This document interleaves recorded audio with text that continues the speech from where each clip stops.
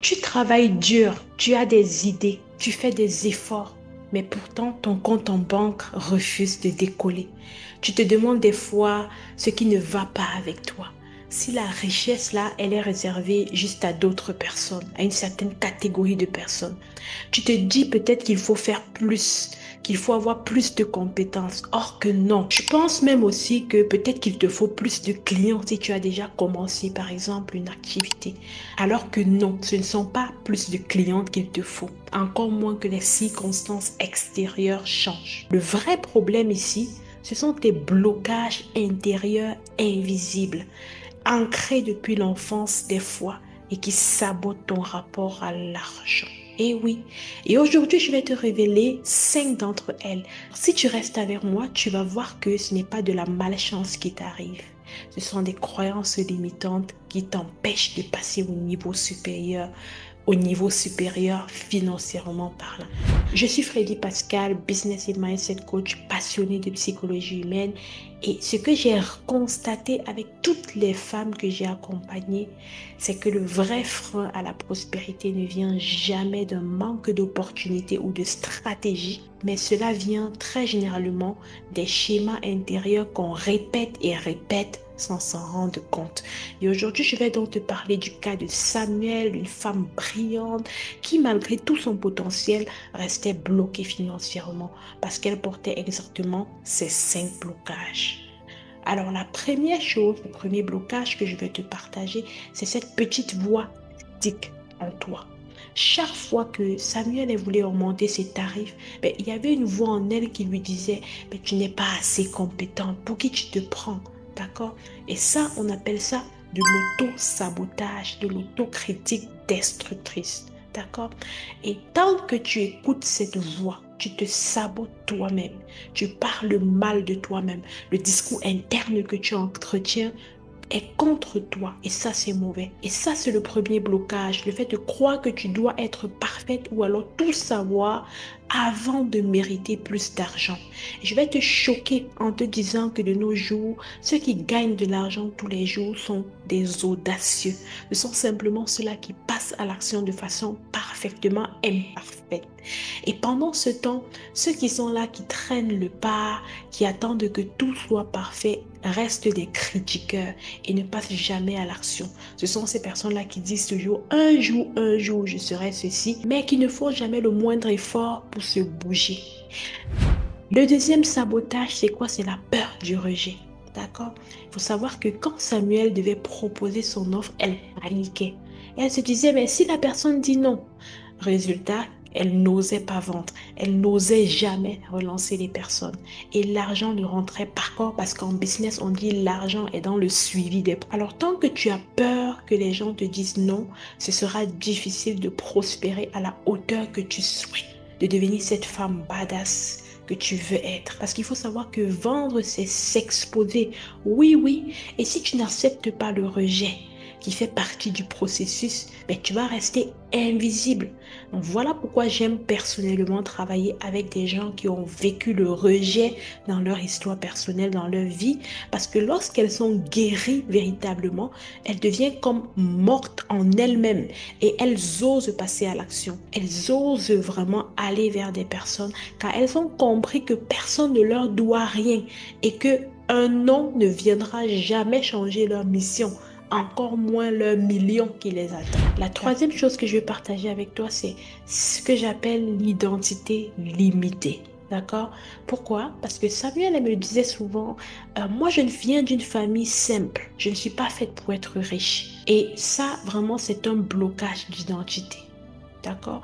Tu crois que parce que tu viens d'une famille modeste, d'un milieu modeste, ou que tu n'as pas un certain diplôme, mais tu n'as pas le droit de viser grand. Mais la vérité est que tant que tu t'identifies à ça, à ce passé-là, tu es en train de fermer la porte à ton futur. Et tu ne vas jamais attirer quelque chose au-delà de l'image que tu as de toi-même.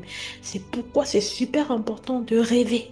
Car rêver, comme j'aime bien dire, c'est voir au-delà de ses yeux physiques. Et ça, La belle chose dans ça, c'est que c'est gratuit. Ose rêver, ferme les yeux et permets-toi de te voir à Hollywood, marcher sur un tapis rouge parce que tu t'es connecté simplement à ta mission de vie et des bonnes personnes t'ont repéré.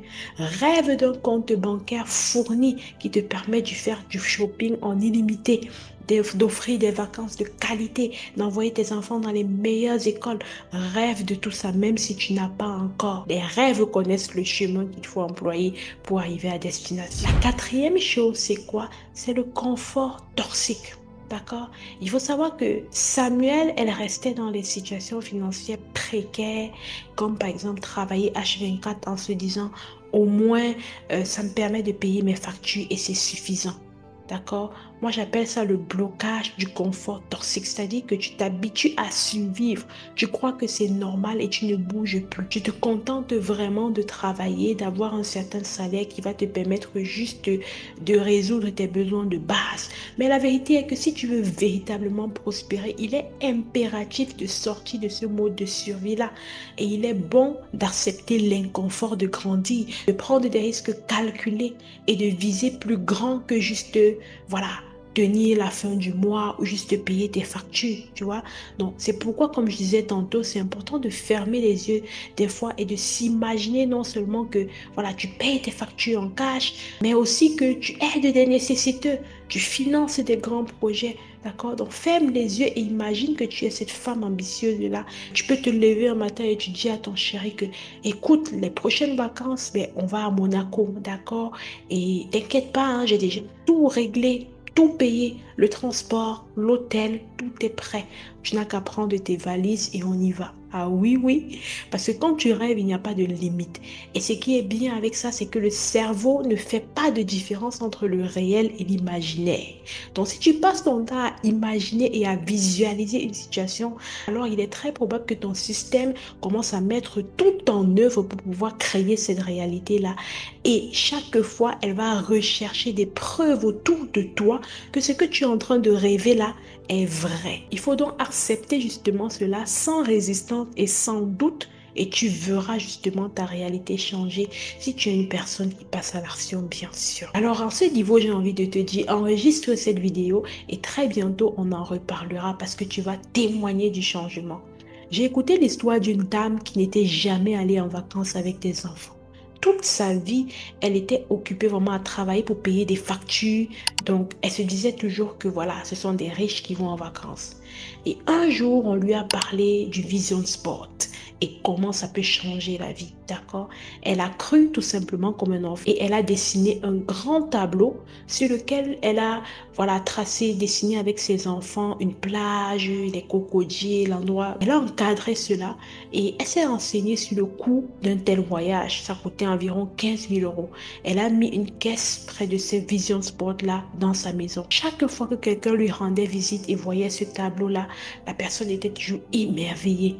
Et elle lui disait, oui, oui, c'est ça notre prochaine destination de voyage. Si tu veux, tu peux juste mettre, même si c'est 1 euro, ouais, dans cette caisse-là, ça va certainement nous aider. Et les gens mettaient 1 euro, 5 euros, 10 euros, ainsi de suite. Mais à la fin, la dame a tellement récolté qu'elle a juste eu à compléter et hop, elle est allée en vacances, tu vois.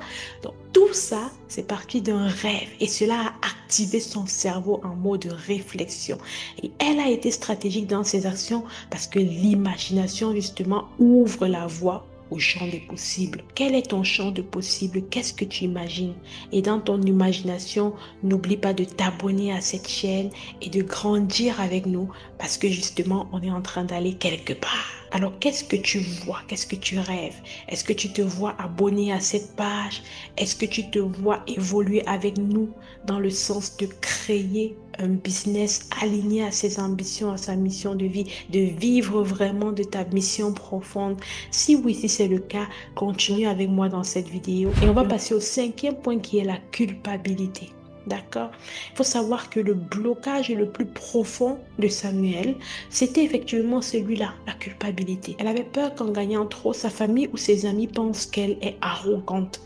Et ça venait d'où tout ça? Eh bien, figure-toi que Samuel, elle avait dans sa famille un oncle qui était riche, mais hyper arrogant.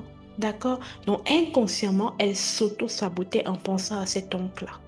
Et il faut savoir que tant que tu crois qu'avoir plus d'argent fait de toi une mauvaise personne, mais ton inconscient fera tout pour t'empêcher d'en gagner plus parce qu'il associe le fait de gagner plus au danger. La question ici, c'est de savoir quelle croyance est-ce que tu vas adopter pour gagner plus de revenus dès aujourd'hui.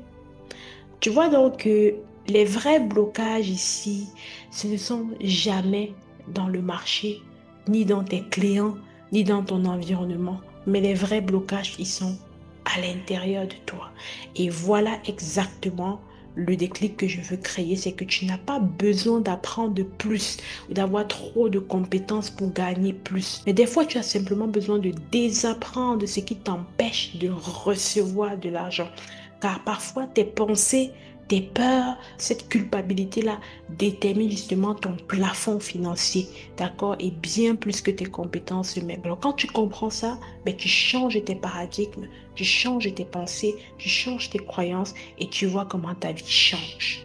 Alors, dis-moi en commentaire dans lequel de ces 5 blocages tu t'es reconnu. Parce que dès que tu mets de la lumière là-dessus, mais tu es déjà en route pour commencer à désactiver cela. Alors abonne-toi parce que dans une prochaine vidéo, je vais t'apprendre en profondeur le process qui m'a aidé à transformer justement ces blocages-là en levier financier. Parce que en me libérant de ces limitations, de ces blocages-là, j'ai pu faire des sold out dans mon business à plusieurs lancements. Souviens-toi de ceci, ce n'est pas le voisin ou le monde extérieur qui t'empêche de prospérer. C'est ta prison intérieure que tu continues d'entretenir, parfois malheureusement inconsciemment. Et aujourd'hui, tu as la clé. Vas-y, ouvre les portes et débloque ta rivière financière. C'était Freddy Pascal. Rendez-vous au prochain numéro.